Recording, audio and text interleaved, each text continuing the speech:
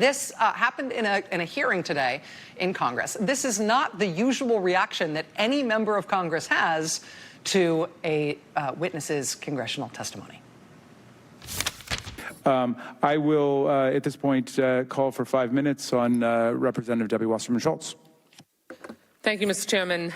Before I ask my questions, since it has not yet been done, I think it's important to really make sure that the jingoistic, bigoted testimony of Mr. Homan is called out as nearly completely untrue, as being an outrage, and as a former official directing the Immigration and Customs Enforcement Agency, he should know better. So, making sure that I am... Mr. Chairman. No, this is my 5 minutes. Well, what did I say was inaccurate? Excuse me. Okay, I'm not asking a question. Okay, the gentlelady is recognized for 5 minutes. She's made her point, and I will try to resolve any other issues at the end of her questioning. Okay. Thank you. So I just think it's important that it's not accepted as accurate testimony. It's not accepted as accurate because it is jingoistic and bigoted, in her words. That was Florida Democrat Debbie Wasserman Schultz at today's hearing on an unannounced but very controversial new Trump administration policy change that we've been covering on the show quite a bit. It's a new policy that targets people with serious medical conditions for deportation, including specifically in instances where it is known to the government that the medical care that is keeping that person alive is not available in the country to which the Trump administration wants to deport that person.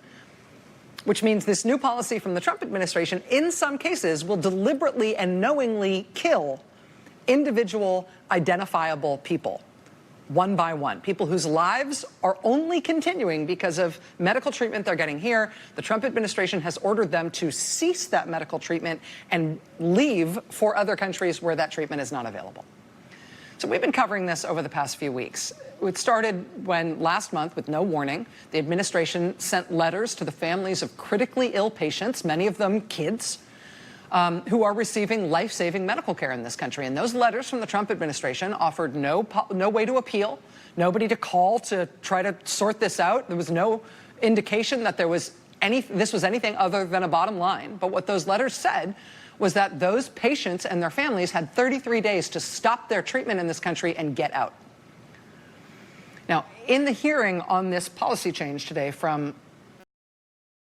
the Trump administration, what got Debbie Wasserman Schultz so fired up was that the Republican members of the committee chose as their witness on this subject a Fox News regular and a former ICE official who said at the start of this hearing today that as far as he was concerned, the real problem, not this fake problem with these sick kids that the Democrats were talking about. According to him, the real problem was the illegal aliens raping and murdering all the people. And where's the hearing on that instead of this fake news about these supposed sick kids?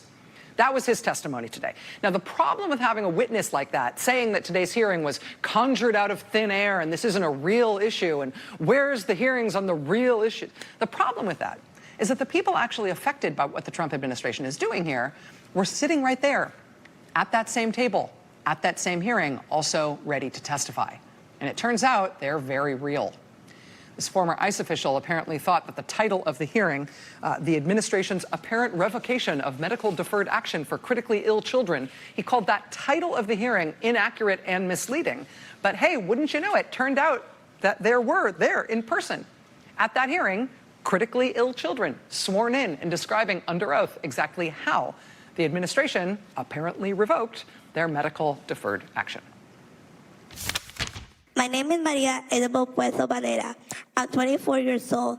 I came to the U.S. from Guatemala when I was only 7 to participate in a clinical trial to save my life and the life of those like me. I came here illegally and have been illegal resident in this country for over 60 years.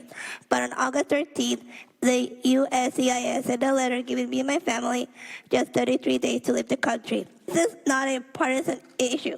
This is a humanitarian issue, and our lives depend on it. My name is Jonathan Eduardo Sanchez, and I'm a 16 years boy that has cystic fibrosis, a disease that affects primarily the lungs, and it's incredibly unfair to kick out kids who are in hospitals or at home getting treatment to save their lives.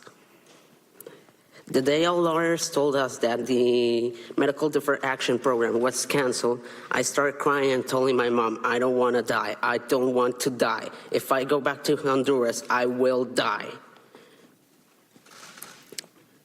After this, I feel so tired, both emotionally and mentally. I could not even sleep properly. I feel disappointed with the USA government that they canceled this program.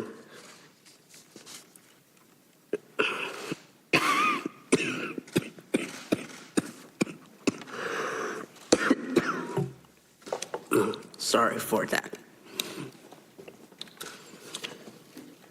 On my point of view, thinking that deporting sick kids like me, it will be a legal homicide because in our countries doesn't exist any type of treatment. Thank you for your time.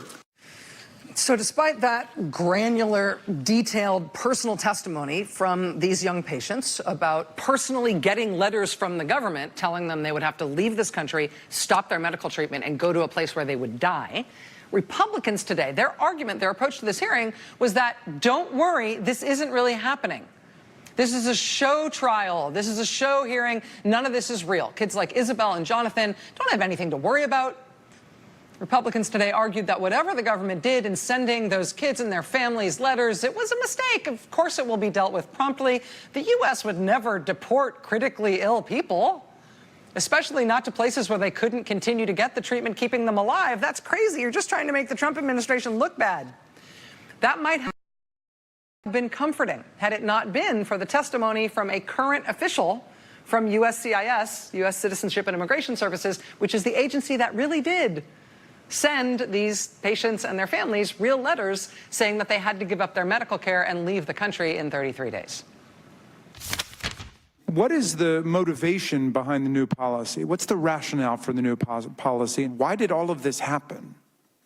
Can either of you answer that, Mr. Renaud?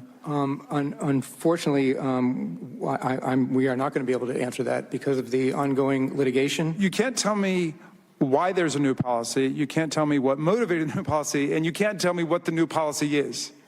Is that a correct assessment of the situation? That is my testimony, sir, yes. What office or internal department of USCIS did this policy change directive come from?